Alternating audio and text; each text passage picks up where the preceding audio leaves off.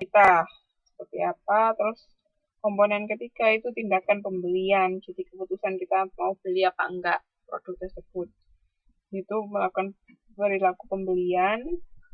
Nah, yang komponen keempat itu ada penggunaan sama feedback. Jadi konsumsi penyimpanan kita mau menggunakan produk tersebut kan itu juga akan mempengaruhi pengalaman kita. Terus juga bisa ada feedback ke perusahaan. Misalnya kita melakukan apa kayak nulis saran dan kritik atau apa kita kayak misalnya sekarang kan banyak di Facebook perusahaan jual produk apa terus kita komen oh produk ini oke gini gini gini saya puas atau gimana. Nah itu kan salah satu contoh dari feedback. Saya itu model Nicosia.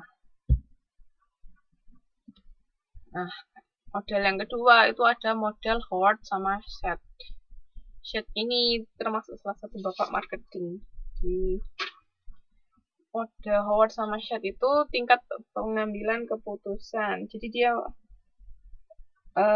ini pembeli mengacu pada konsumen terakhir. Jadi disusun untuk menggambarkan perilaku rasional konsumen dalam memilih merek dengan mempertimbangkan kondisi ketidaklengkapan informasi dan kemampuan yang terbatas. Nah, jadi ada extensive problem solving kayak tadi tingkat pengambilan keputusan yang sudah kita bahas toh di depan tadi extensive, limited sama routinized. Masih ingat nggak extensive tadi apa, limited tadi apa, terus routinized tadi apa?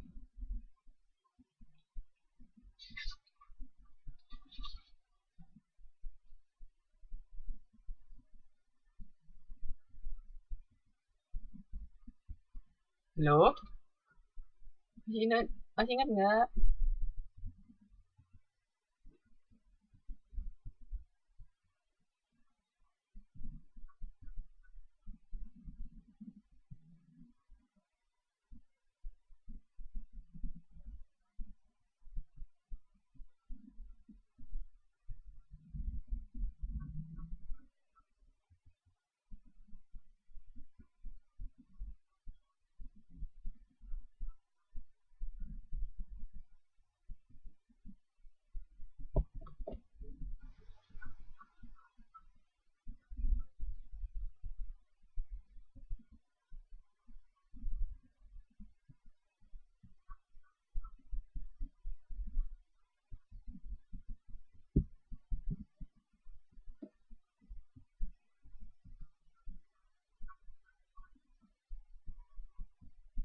Nggak ada yang ingat. Kalau ekstensif itu nggak ada kriterianya. Informasinya sedikit. Kalau limited itu ada beberapa kriteria. Terus kalau routinized itu juga sudah punya pengalaman sama punya kriteria tertentu. Oke, jangan lupa ya. Oke, terus habis itu ada komponen utamanya. Kalau dari Howard sama Shedd itu ada variabel input, output, konstruk hipotesis sama variabel eksogen. Nah, itu seperti apa? Bisa dilihat di halaman. Kelihatan nggak itu?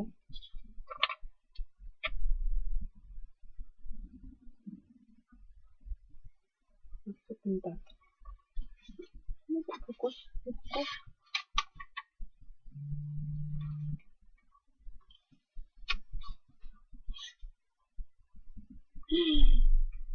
Yang gambar yang Howard sama Shedd bukan yang ini. Nggak saya masukkan PPT, sorry. Itu bisa dilihat ya di halaman 8.40. Itu inputnya itu ada 6 mereknya, terus ada kriterianya apa, terus habis itu ya sama pencarian informasi, terus prosesnya tadi yang proses kita pelajarin juga itu ada informasi kan, ada kalau dari eksternalnya eksogennya itu ya berarti dari kayak keluarga atau lingkungan sekitar ya sama kayak tadi sebenarnya. Terus habis itu outputnya ya itu kita beli, terus setelah pembelian seperti apa gitu. Oke, jadi kurang lebih hampir sama kok sebenarnya. Terus habis itu yang ketiga ada model Engel, Blackwell, sama Minyard. Nah, di sini juga ada dia input, information processing, decision process, sama variable influencing decision process. Hampir sama sebenarnya. Di situ kalau inputnya ada stimuli dari marketer, dominated others. Jadi ya sama dari bauran pemasaran, terus information processing itu kayak gimana cara kita exposure itu kita mencari kan, terus perhatian kita terhadap suatu informasi itu seperti apa sampai pas kita penerimaan kita nanti masuknya ke memori.